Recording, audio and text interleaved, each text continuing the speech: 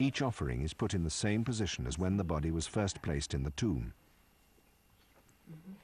We are not only trying to recover artifacts or human remains, we're trying to reconstruct human activity, we're trying to reconstruct rituals. They were giving to this person something to take to the other world, the artifacts to play with, the models of what was important in your economic activity. All of those are coming along with you to the other life. This individual was buried with typical Chiribaya offerings, including 8 ceramic vessels and the heads of 2 sacrificed llamas. The wool from these animals may have been used to weave the vibrant textiles and pouches buried with the body.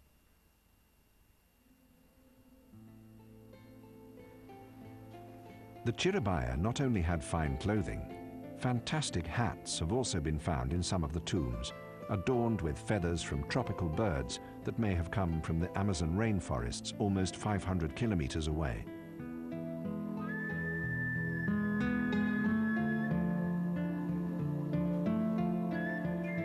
Some hats are topped with long tassels of llama hair, others rounded caps made of woven textile.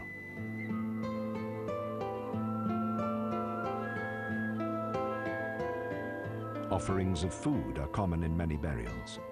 Though darkened and desiccated by 1,000 years underground, the corn, potatoes, peppers and grain on this plate still look remarkably similar to fresh examples from the gardens of modern Ilo.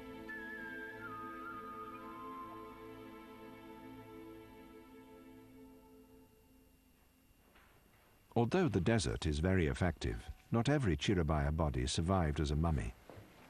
The bones recovered here still hold a wealth of information, and in the right hands can help scientists like Roxy Walker reconstruct the lives and deaths of individual members of the population. These are the skeletal remains of a young Chiribaya woman.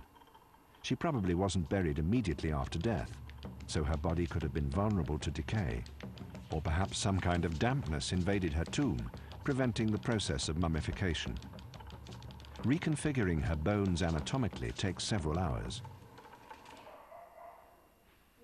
Roxy and bioarchaeologist Dr. Jane Bijkstra are part of an international team that has converged at Centro Malqui to bring a multidisciplinary approach to the study of the Chiribaya. Sonia says the long hair is mostly a male trait, but if you look at the side of the profile, the head looks female to me.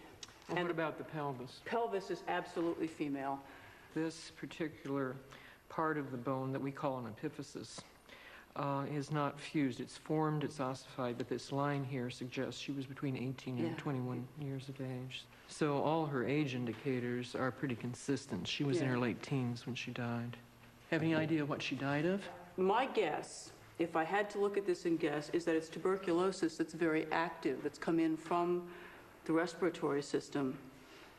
Her spine would have been really deformed because after the infection came in and chewed out her vertebrae, there's no vertebral body here. The infection has actually destroyed this entire area. She had become a hunchback. It was lower down, but she walked broken-backed. She couldn't stand up straight as we can. The Chiribaya are among the first pre-Columbian people to show definitive signs of tuberculosis. The disease usually starts in the lungs. But for this young girl, the bacteria migrated to her vertebrae, causing abscesses in the bone. Over time, the delicate bones deteriorated and could no longer support the weight of her upper body. The vertebrae compressed, collapsing the girl's spinal column and turning her into a hunchback. It's very hard for us to say she died of tuberculosis because we weren't there. There may be something else that happened. But she died while the disease was active, and she was suffering from it when she died. This year, the archaeologists are focusing on an additional burial site called El Descanso, the resting place. It's tucked in a saddle of land just below the altar site and 5 kilometers west of the dig at Baja. From the surface, the cemetery seems to have escaped the ravages of looting.